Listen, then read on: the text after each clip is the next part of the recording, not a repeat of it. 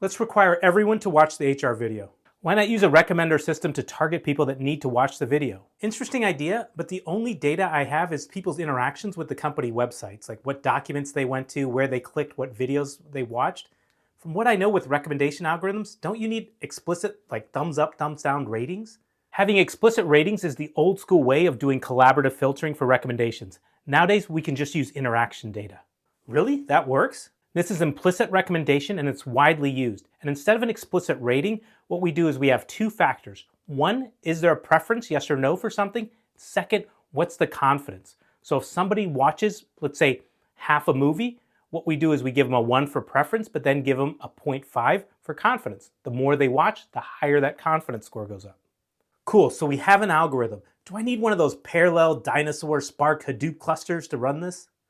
Nah, those are relics. Start simple with the CPU. Much faster to get started. If you need to improve the speed, you can always shift to a GPU. Thank goodness for open source. This will make my life a lot easier. One more thing, explanations. We can explain to a person exactly why we're giving them a recommendation. Got it. So I need to add a required video for everyone explaining how the explainer for recommendations works.